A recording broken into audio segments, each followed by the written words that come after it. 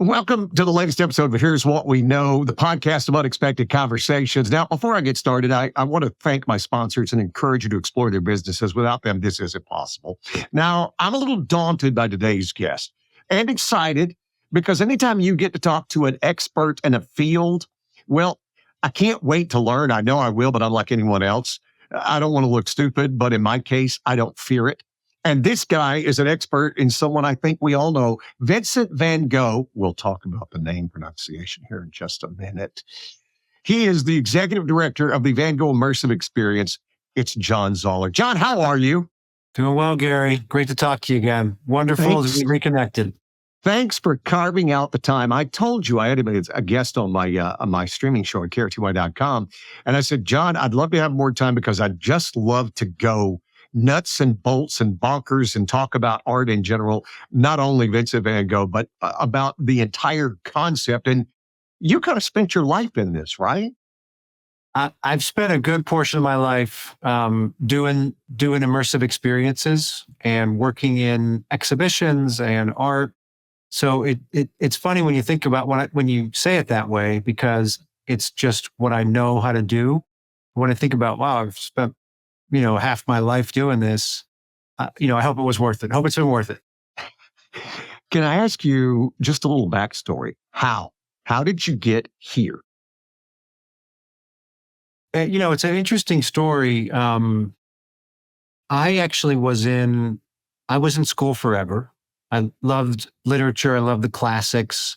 I actually did a degree in rhetoric, which is interesting for what I do now because it's the physics of language. So it's how language works to move people, to persuade people.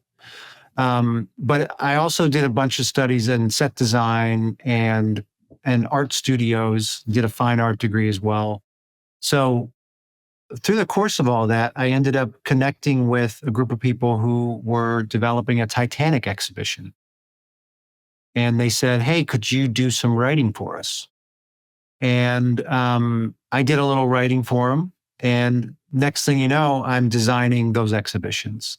And so it really just took off from there. The Titanic subject was obviously one that was fascinating to people. It still is. And, over the course of the next 25 years or so, I've created dozens of exhibitions, immersive experiences, museum attractions, theme park attractions. It's really worked out because those tools all that I used for that, for all of my training, they all come together in this format in a magical way. So you always had a creative bent? I guess so. My background or, growing up, I was one of 6 kids in a Catholic family in Cleveland, Ohio. And, it was more about, mom making sure that, everybody made it to dinner, not necessarily counting who was there. Just hardworking, pretty, average sort of middle-class life. And so I always was creative, but in the sense that I was always like, oh, he's the creative one. So with my friends and the teachers and stuff like that. So it wasn't necessarily something that was fostered. It wasn't put down, but it wasn't necessarily fostered because people didn't know, it was, what's your job going to be? How are you going to grow up? Where are you going to live? How are you going to support your family? That kind of stuff. But it always called to me. So I had some other work I was doing, but I was always going back to writing and drawing and creating. So when this opportunity came up all those years ago, it was a natural fit for me. Was the first passion reading? The first passion actually was creating spectacles. So okay. We're gonna dive into that. Creating that may be the best answer I've ever heard in my life. Creating spectacles. Yeah, plays in the backyard. I did a lot of acting when I was a kid. We were always putting on shows growing up. Class clown, and the reading was part of it. Especially when you're doing plays, you have to read all those scripts. You get familiar with good word craft. And then another passion was always writing.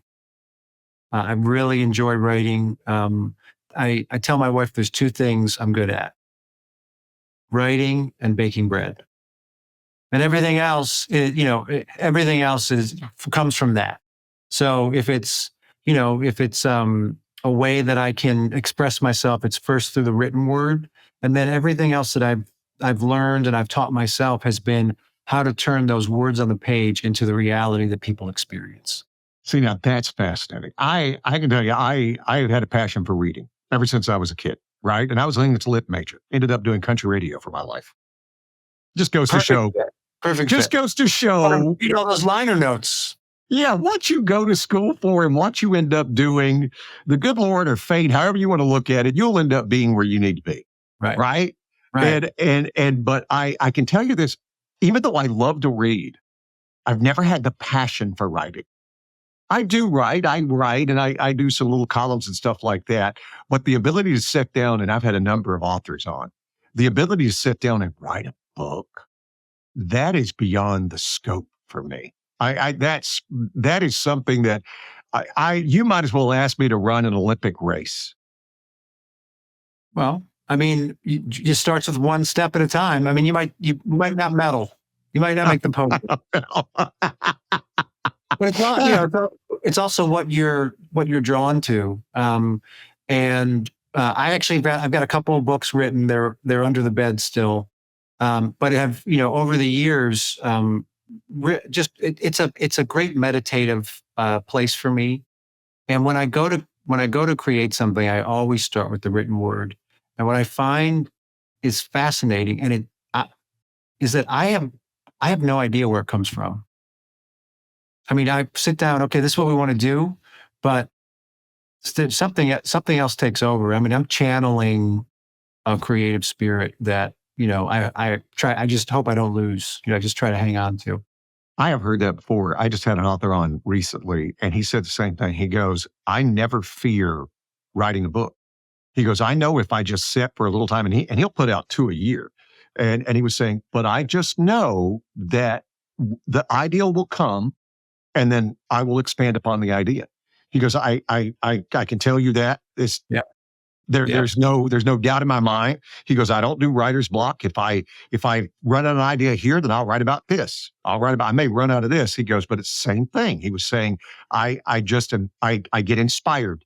And he goes, and I can't write. People have asked me to write, oh, well, why can't you write this or put this character in or like that? And he goes, it's not part of my experience. He goes, those are not the books I write.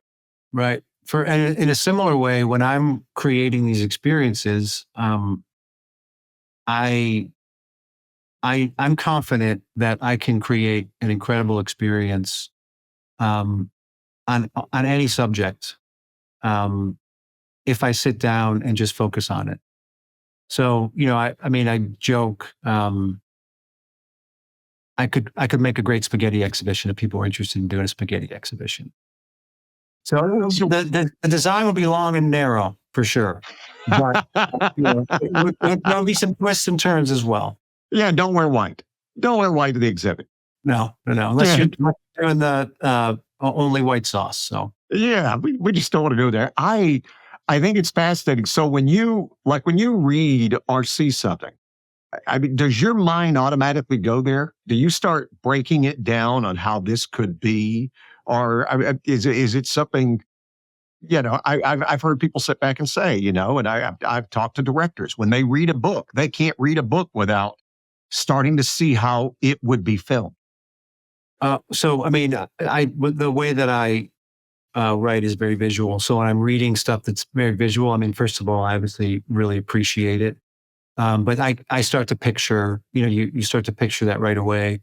When we're talking about creating immersive experiences or exhibitions, when we're crafting it out, when we're writing it, I can already see those rooms taking shape. So it is, it's a gift that I'm fortunate to have, given what I do, that when I'm working with really talented illustrators who are designing the rooms, visualizing the rooms, if I give them a written treatment, 90% of the time, what I saw when I wrote that treatment is going to come back uh, as a visual that I'm going to recognize. And it's just a really satisfying collaboration when you get to work with somebody who can take the words you've written on a page and turn them into these incredible visuals that you've in a way already seen. It's like a creative deja vu. Let me ask you this: because you've done this for so long now, because you're 1,000 years old, uh, I am. when you were writing these, because at this point of your career, when you sit down writing them, it's an immersive experience. Do you start with the experience or do you start with the budget? So we always start with the experience. I mean, you always start with what's it going to be. And so I have a phrase I've used for a long, long time. And then I heard an even better one um, recently. But my phrase always was, I'm going to take you to the top of the mountain. We're going to get up there. We're going to see everything. And then we're going to come back down to base camp where the money is. And we're going to figure out how to build what we saw. And then I'm working with this set designer now. And he said to me the other day, I'm going to put you in the balloon. We're going to get in the balloon. And the pieces that are weighing us down, we're going to cut off so that we can go higher with the overall experience. And, but I really like that because you're always going up. So your vista is always increasing. Wow, it's fascinating. So let's go down to some of the art stuff. And first of all, let's just dive into it. 37 pronunciations of Vincent Van Gogh's or Gogh, the last name, whatever. How would he have said it? So the folks that I know in the Netherlands say Van Gogh. Van Gogh. Yeah. Wow. So And if Brits, of course, say Van Gogh. Van Gogh is one that gets used in Northern Europe a lot. I'm not sure how we got to Van Gogh. we kind of Americanize everything. Yeah, is what we do. We do. We find a way. The V is not capitalized because it's of. But we of course capitalize it, and then it's capitalized in our experiences too. It's just like Da Vinci would be a lowercase d too, for Da Vinci, but it's just more familiar for us to make a name all caps. Let me just throw a big question at you. Why was Vincent? I'm going to just bypass the bad pronunciation of it. Why was Vincent so groundbreaking? Groundbreaking? Groundbreaking. Why all of these years later, he's simply, if not the most recognized, influential painter, again, with my limited experience, the fact that all of these years later, I can start by saying, here's someone I think we all know. It's just a name that if you, maybe in a tribe in New Guinea, you may not have heard of him, but in most civilized parts of the world, that is a standard bearing name. So he revolutionized painting without a doubt. You're coming out of a period of very perfect classical inspired paintings, paintings of the muses and paintings of ancient Rome and paintings of the gods, beautiful paintings of nature, everything pristine, everything done with the idea of the school of the belle arts or the grand academy in mind. You have to paint like a past master. You have to learn from a master to be a painter. And Van Gogh taught himself essentially how to paint. And then he used revolutionary styles, which were styles that you might use if you started painting, or I might use thick brush strokes, vibrant colors, painting everyday things. And this was completely out of the norm for the time when you had to paint these idyllic subjects and you had to paint these concepts inspired by the masters.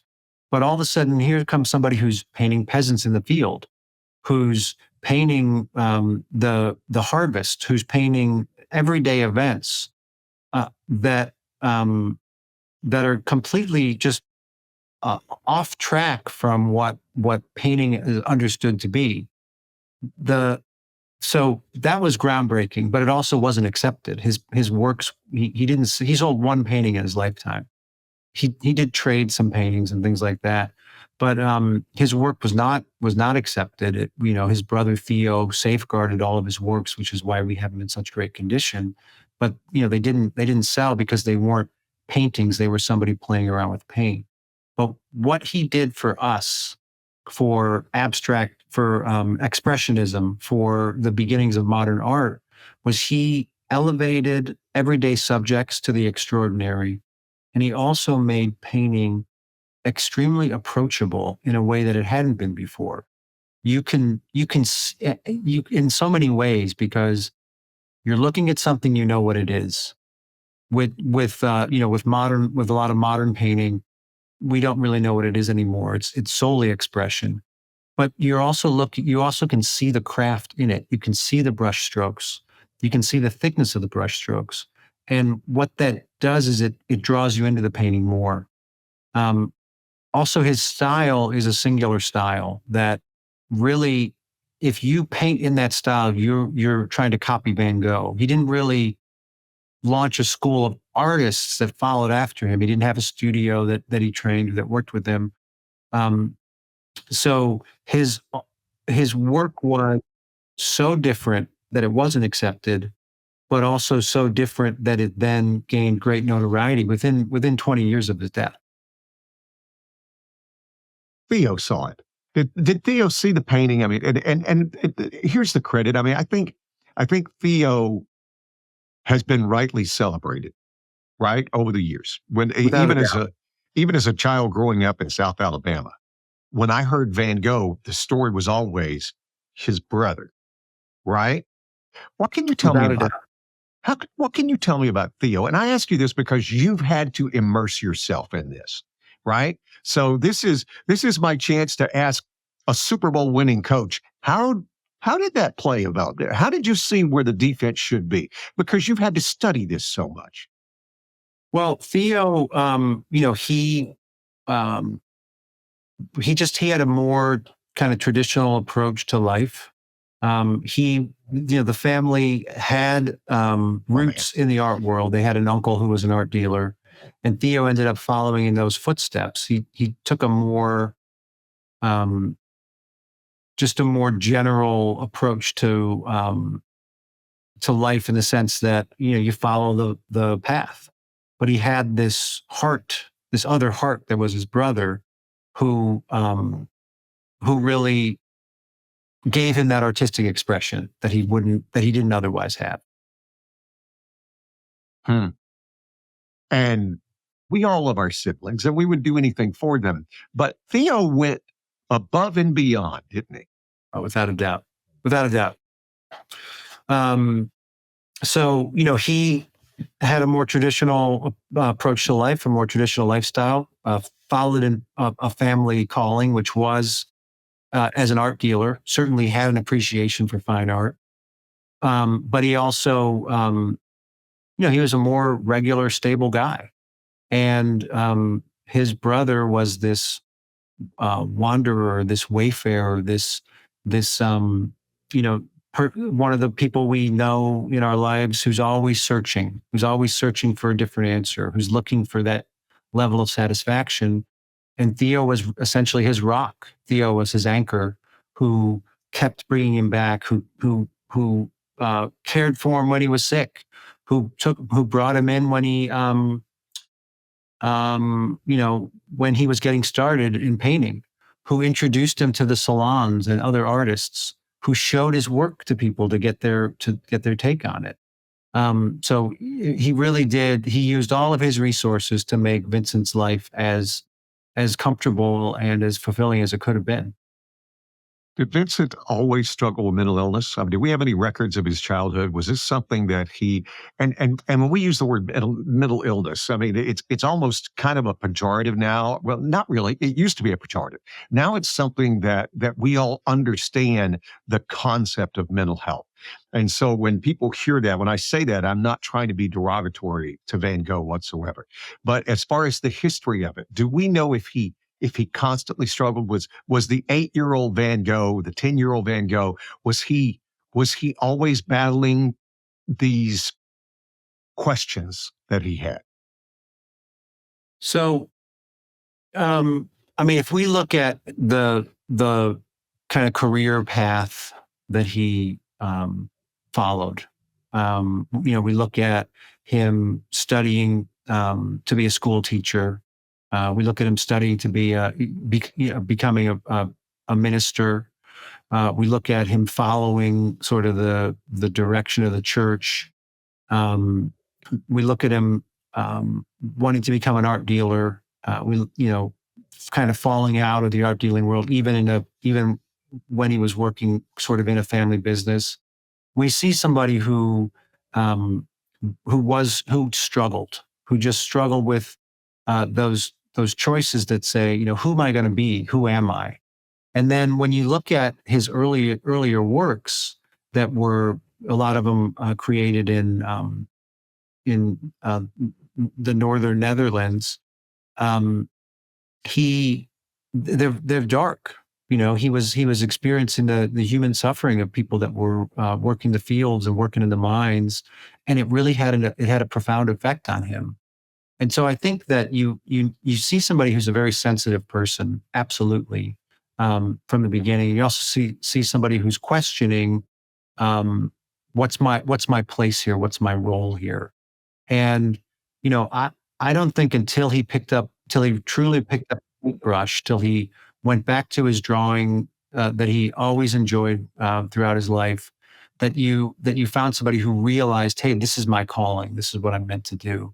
And then there was some direction there, but again, with what we saw with the hesitancy or the rejection of the art world to respond to his works, that's going to put anybody in a bad state of mind. And then through his letters, we've seen his talk about his despair, some of his, we have the narratives of his psychotic break with Gauguin. So we see him struggling throughout his life. And, I think that we're in a much better place now when it comes to mental illness, understanding mental health than we were, when you and I were growing up, and 1,000 years ago, and when where Van Gogh was when he was alive, because there were no tools to deal with what he was going through. So now we'd say, hey, here's somebody who's manic depressive, who's bipolar, who's epileptic, who has insomnia, who's an alcoholic, prone to mood swings. This is how we can address these issues. But at the time, it was just, I don't know if you want to talk to him because I don't know what kind of mood he's going to be in today. The word spreads around the village or the town quickly that, there's a madman around. So the ongoing stigma of society as well, certainly I'm sure exacerbated some of those effects, especially when he was having those depressive episodes. I remember talking, I had a friend of mine who was a painter, who has since passed years ago. But as anybody, he goes, painters you start off painting because you're a fan of painting. He goes, that's it. You fall in love with art, and it's almost like you can't contain it because what you see gets ingested. He goes, my take on Van Gogh is not that he lived so short. When you look at his life and all of the things that were in it and what he battled, it's amazing he lived that long. And I remember going, wow, I had never considered it because, as you said, all of the things he battled, whether it was insomnia, it was the drinking, it was all of these things. His take was, it's Theo. Theo kept him alive that long. And it's Yeah. an amazing testament to both of them. There's a really interesting theory that came out recently. It's 10 years old, but hasn't gained a lot of popularity. That Van Gogh actually didn't kill himself. That he was playing, cowboys with some local kids in the village who had a gun. Who they shoot him, and that gun accidentally went off. Yeah. Yeah. So it's not an accepted theory, but it's another way to think about it. It's because the reason I bring that up is that he did struggle so much in his life, but then what you see in his letters is he had the unique ability that only a super intellect who can kind of understand what they're going through emotionally and process it has to focus all of that anguish, that despair, that desire for beauty into his art to then create some of the most beautiful paintings of flowers that we've ever seen, like these still lifes of flowers that he did, and his almond blossom painting are, they're remarkably beautiful. And that's, he was always looking for the light inside of that despair. At the heart of that darkness, there was something bright burning. He knew that. And that's how we end up with paintings like Starry Night, which has this somber foreground, but then this brilliant sky, a brilliant sky full of incredibly gorgeous stars, golden stars, but that also reflect the turbulence, which, by the way, are the physical measurements of his stars also reflect actual physical theories of turbulence in space, but also the turbulence in his mind. So he found ways to express the light that he was seeking through his artwork. And I think near the end of his life, after he was released from the asylum, or I like to think, that's why I kind of hang on to this, or I bring up this outlying theory, is I think he was, he had the potential to turn the corner there. But whether he really did or not, we don't know. I mean, it's such a tragedy because he painted for 10 years. Just picture what we would have in the walls of, the museums around the world if he had lived to the age of 86, like Monet had. Wow. That just filled me with hope. I don't know why. When you said that he could have been so close to turning the corner. I mean, I don't know. It's one of those visceral emotional reactions you get going, wow, wouldn't that have been beautiful? I mean, and that's, it's a new year too for all of us. And, as a creative person myself, I mean, you're always struggling with how to define things. And if, we're all always looking for those breakthrough moments. So we can hope that that's where he was when he died, as opposed to the narrative. I can't rewrite what actually happened, but that's an interesting theory to, at least keep in mind. Take a quick break. John Zaller, I'm devouring this conversation, and I know he's busy as heck, but we're going to come right back and just do a little more with John Zaller, the executive director of the Van Gogh Immersive Experience. And we're going to talk about that too, coming right back on Here's What We Know. It's time to think differently when it comes to your parties, meetings, and groups.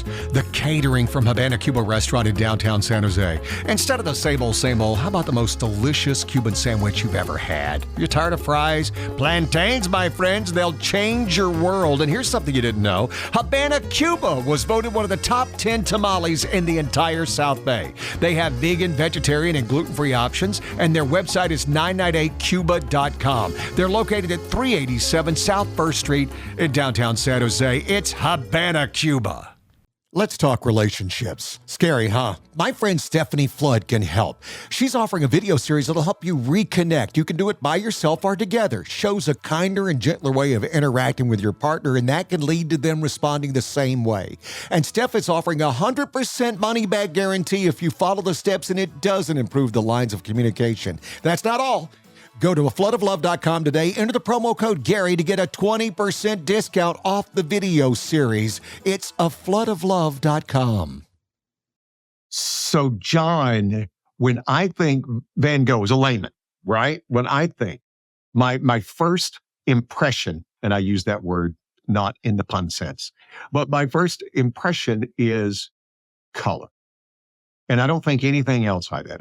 And again, my friend, the painter, one of the things, we were going through a museum one time and he said, if you look through every piece of art, there's a theme. He goes, it's my theory that there's a theme. And he showed me, like, we went to various things and he was like, see, here's the thing. And this thing, the theme here is white. The theme here is this and that. And he goes, and he'd asked me about that thing. And I said, Van Gogh to me is color. And he goes, Van Gogh's ability to see and feel colors was beyond what anyone else has ever done. What's your thoughts? I agree. I mean, I agree because he really was. He showed us color in a way that we hadn't been able to see it before. Color theory was being established at the time that he was painting, so he would have learned from that. But when you look at other artists of the time, there a lot of colors are muted, or when there's a bright color, it's a bold statement.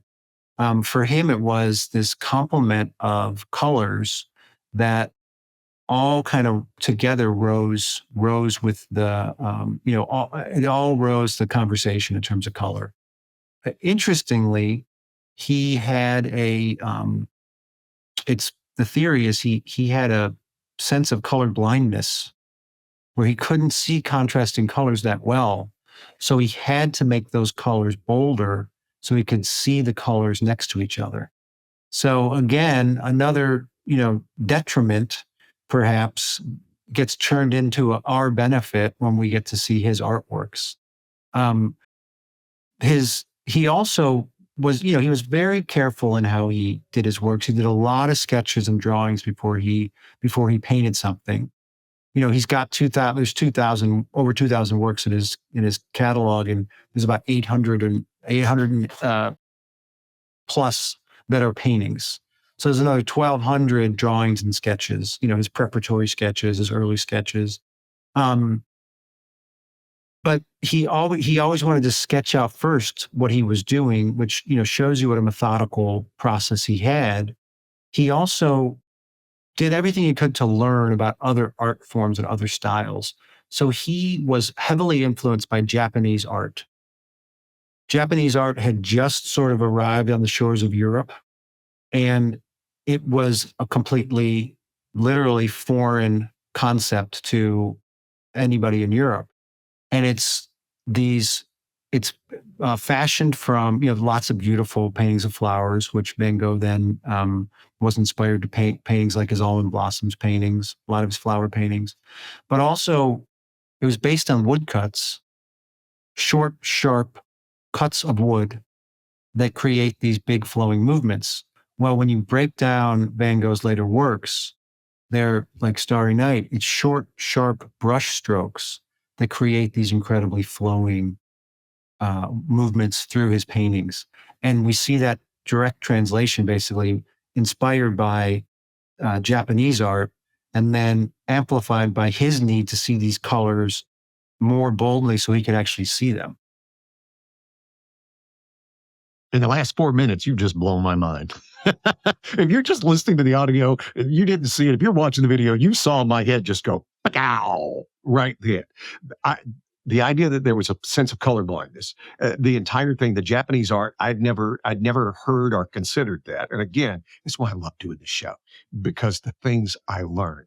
And when you look at Van Gogh's work, when you look at impressionistic paintings, the fact that you said he would sketch and plan, it's almost the antithesis of what the outcome is, right? Because the outcome just looks like it's just this quick impression that I've done. And you almost want to sit back and say these paintings were done in minutes, right?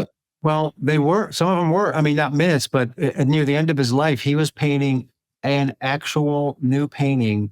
Every 36 hours, there was a new painting being produced.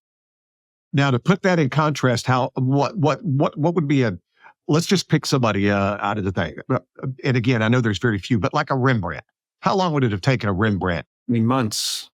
I mean, how long did Da Vinci work on Mona Lisa? I mean, years, wasn't it? Forever. I mean, and when you look at all the different layers and all the different iterations underneath that, I mean, it was forever compared to, 36 hours. I mean, it was geologic time versus a blink of an eye. So, but sometimes people would say to him, you paint too fast. And he would say, well, you're looking at it too fast. Well, the idea that he would just plan this out, though, and do the sketchings and everything else, and everything was so, as your word, methodical. Because his paintings do not look methodical. The sunflowers. I mean, they don't look. It just looks like I see it, and now here it is. Well, sunflowers is really interesting because there are actually 11 different sunflower paintings that he painted over 2 time periods. So he painted.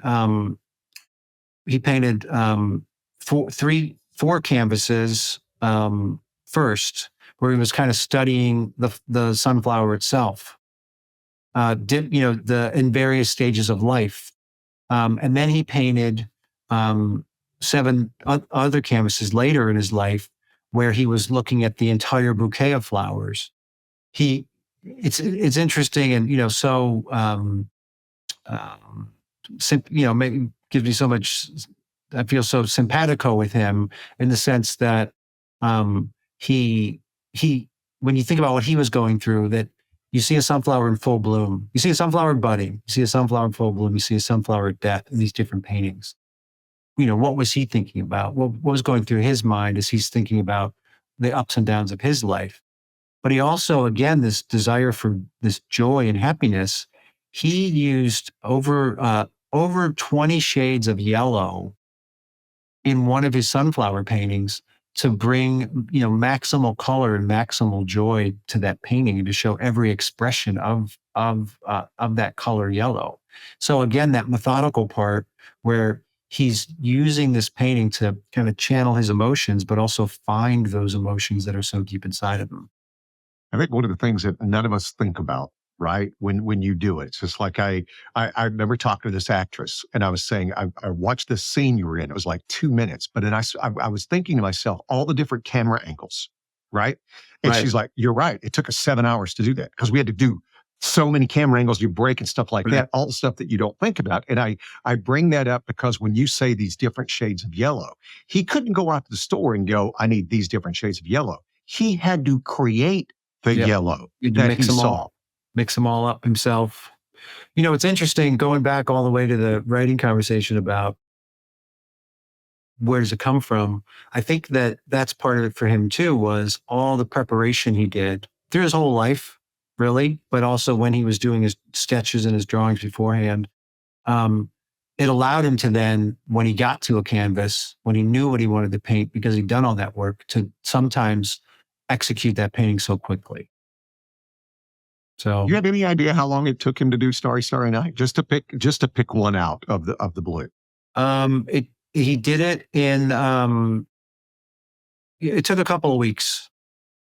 Took him a couple of weeks. He did it in the summer when he was living in the south of France, and then he had a couple different iterations of it too. Starting out over the Rhone was another version he did, where you've got the Rhone River in front of you, and then you've got the boats moving along, and of course the beautiful exploding sky overhead.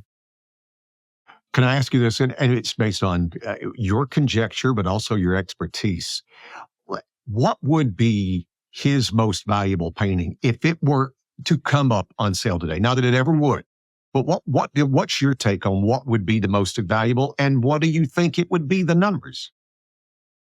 To him or to the art world? Both. So to the art world, I mean, it's,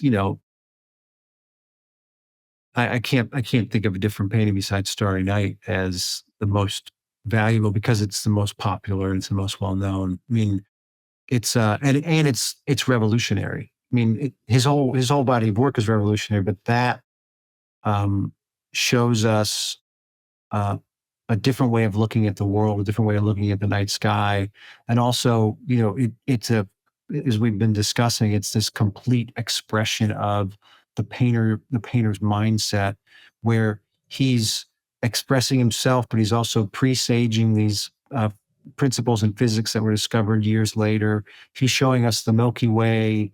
He's showing us the weight of the earth, and how the heavens can lift your spirit.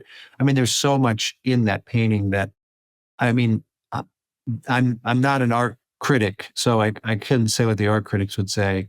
I'm sure that it's. I mean, the painting of the doctor, Gaucher, who cared for him when he was in the asylum, is the one that sold most recently. And it's a small portrait. It's only about this big. And in the exhibit, we actually present his paintings at actual size too. So we create them on, we reproduce them on canvases, so you can actually sort of study his paintings like you're in an art gallery. So I know it's not that big of a painting. It's like, this big. So $85 million. So, and that was a couple of years ago. I mean, you're going to be in the hundreds of millions of dollars for Van Gogh paintings. I mean, I'm sure that you could get a lesser one for 50 million, but I don't think we're going below 50, 60 million for an original Van Gogh, and that would be low. Just because and now with the popularity that he's enjoyed, I mean, he's always been popular, but with all the immersive experiences that have traveled around the world, I mean, he already was a brand name, but now he's a superstar, and he's always been a rock star of the art world, but now he's just so well known. To have a Van Gogh in your collection is, I mean, it literally is, it's nearly priceless. So like, again, this is just me talking to you. So Starry Night, I wouldn't be crazy to think we could be looking at $1 billion. I mean, yeah, I think, because art is whatever somebody will pay for it, right? Exactly. I mean, that's the value, is whatever somebody would pay for. We're going to get there. It'll definitely get there. I mean, if it's not already there, I mean, we could ask the Met what their insurance is on it. Wow. And that's fascinating. And of course, and I think his self-portraits are the ones that stay with me. Those are the ones that haunt me. Yeah. And so at the, in a lot of our immersive experiences that we do, we put those up both as his paintings, but then we hang these banners that are these giant versions of his self-portraits. And I was in the show we did in Atlanta. I was just talking to this lady from Macon, Georgia, who'd come up. And she was telling me about her day, and we were standing in the last room looking at this whole set of portraits. And she looked at him, and she looked back at me, and she said, "Do you think he liked himself?" And I said, I think he was just trying to figure out who he was and to tell you who he was. I mean, that's what that's what a self-portrait is who am I in this moment? It's just like the selfies we take now. Where am I now? But, there isn't an artist who did self-portraits better than Van Gogh. There's not. And it's part of that whole desire to understand who you are, where you've come from, where you're going. And I agree. They're really powerful. At the end of our immersive experience, we have this whole 3 or 4 minute sequence of just all of his self-portraits coming up around you on the screens. And it's really a beautiful, meditative, and powerful connection to the artist. I was lucky enough to go to the immersive experience when it was here in San Jose. And I remember I was talking to my wife, and I was looking at the self-portraits. And we talked back and forth, and I said, you know what? The word just keeps coming up to me. And she goes, what? I said, fragile. I look at his self portraits and I see a fragile human, and I don't know if that's what he meant. I don't know if that's just me projecting my own things from knowing him, but I don't know if you can look at one of his self portraits and see joy. I see, to me, and again, knowing his story helps, and maybe it colors your perception, but I just always see this battle going in, and he's not sure who's going to win. Vulnerable is a good word too. And I think that that's really important as an artist, is to be vulnerable. And that's one of the hardest things for us to do as human beings. So that's why we put so much stock in artists who, in this real way, show us vulnerability. Um, that Yeah, I mean, it's something that we all need to, we're all vulnerable. But a lot of the majority of us have figured out how to just make it appear that we're not. So when you see somebody who's genuinely showing you their vulnerability, it's an immediate calling, soul to soul, of a connection that we can all relate to. Before I run out of time with you, because like I said, he's a busy guy, so I'm just very thankful for your time. How long did it take you to map out this experience? How long from the moment you sat down? I mean, what was that process like? Well, so Van Gogh, the immersive experience, was concepted by a colleague of mine, who was the creative director for Exhibition Hub. Sadly, he passed away this last November. So this whole celebration of his artwork is a little bit dimmed for me, because Mario, who came up with the concept, was so integral to it. But his process, the process took about 2 years from the time we first came up with it. And that was in around 2016 or so. And then there was another year or so of development of turning it into reality, because you start with this idea. Okay, we've got these projectors. We have this ability now to make art move. Whose art do we want to pick? Well, we picked Van Gogh because he's so perfect for the subject matter, because his art already has motion in it. So now we're basically just gonna bring his art to life in a way that he might have done had he been around. Had he been around with this technology. So it was about more than a 3-year process to really get it, in a physical space.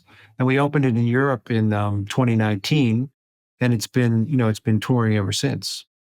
Wow. How long? Here's just a nuts and bolts question. How long does it take to set up the exhibit in the city when you arrive in a city? Well, it's a bit of a trick question, just because, but it wants all the stuff that goes into getting a building ready. Yeah, and the space, I'm sure, is what Fixing the roof. We go a lot of places. We have to, we go into a lot of big old spaces that haven't been used in a while, and there's a lot of roofs that need repair. So we're also good roofers now as well. But once we get all that stuff squared away, the install takes 2 to 3 weeks. And that's really owing to our technical team, who has gotten it down to the point where, they know exactly what they need to do hour by hour, day by day, to, bring the show to life as quickly as possible. And that it's nice because we can say, hey, we're going to we have an opportunity to go to this city in 2 months. We can get there in 2 months because the process has been streamlined so much. It used to take longer, but now it's about 2 to 3 weeks. Here's my advice if you're lucky enough to go see it, and you should go see it. Give yourself more time. I would, if I were going to go today, I would block off 3 or 4 hours. I'm not saying you're going to be there for 3 or 4 hours, but you want the option to have the time to really allow yourself to experience, and sometimes I think art just needs to be sat with. That we're so used to going through like the Louvre where they're just pushing you through and they're just pushing you through. This is such a wonderful position where you can just go and be with that art and the artist. And that's the way we created it too. I mean, we get a lot of people in our experiences, and in if you're on the West Coast, we have a great one in LA in Montebello. For the folks who are listening who are on the West Coast. And then we've got, if you go to VanGoghExpo.com, you can see all the locations where we are and also the ones that we're going to open in soon. But we created our experience, not necessarily intentionally, but we draw people who say, I would never set foot in a museum, but I could stay here all day. And the way we do it is we create a series of galleries that tell you about the artist, that allow you to study his paintings, smaller immersive theaters with different subject matter. Like in LA, we've got a small immersive gallery that's focused entirely on the Japanese influence on Van Gogh's art. So that by the time you get to that big immersive room, which is about a 35-minute experience, you're very familiar with the artist. There's a beautiful soundtrack that's also in part narrated by a voice actor reading from Van Gogh's letters to Theo. So we hear Van Gogh's voice, if you will, throughout the experience. And people will stay in that immersive room for 90 minutes. They'll just watch the loop over and over and over again. And that's a really powerful, it's really powerful. And I think the thing is that, as you said, Gary, when we're placed in the presence of art and we can kind of let ourselves be absorbed into it, that's a transcendent experience that we're all looking for. And this Van Gogh, the immersive experience, really offers that to visitors in a special way from all walks of life. I mean, kids, 4-year-old kids, 94-year-old seniors. I mean, everybody who comes through loves the experience because there's so many different parts to it. There's all this learning in the beginning. You can study his actual paintings. We have a really wonderful gallery where we focus just on his flower paintings that I like to call Van Gogh's many vases. But then we have a virtual reality experience where you can put on a pair of virtual reality goggles and you can see the world through the artist's eyes, watch the countryside he loves so much turn into his paintings. So, and then there's a drawing area for kids who can, and adults love it too, where you color in a Van Gogh painting, scan it into the scanner, become a part of the show forever. So, but all of this is really a testament to the artist who, we've enjoyed talking about so much over the course of the last hour. And I'm going to be very judicious with your time because I know you're so busy. John, thank you for letting me nerd out. Thank you for just letting me learn so much. Yeah, the thing is, based on the last conversation we haven't even gotten started. So, I would hope to bring you back when you've got time, because this is my culture experience. This is me learning stuff that I don't, because I do a lot of stuff with authors. I do a lot of stuff with country music singers and writers and stuff like that. But when I get a chance to do something like this, where I have I'm not kidding. I walk away from this a lot smarter than when I sat down here. Oh, well, I don't know about that, but, I enjoy talking. And there's so many other subjects to talk about, from experiences that we're doing. Dinosaurs, Claude Monet, Bubble Planet. So the next episode, you already know what we're going down. We're going on dinosaurs, Claude Monet, Titanic. I mean, you name it. We could talk about it. We are. And I'm going to hold you to that. That's a promise. You've made a verbal contract with me now. Well, what we did was we just set a date on the calendar, and it's been on my calendar since we set it. And at the time when we said it, I was like, oh, I'll have plenty of time. And then literally I just watched my calendar go like this, especially today. Today's the busiest day. And I was like, I told Gary we were going to do this. We're doing it. So, and we just put on the calendar.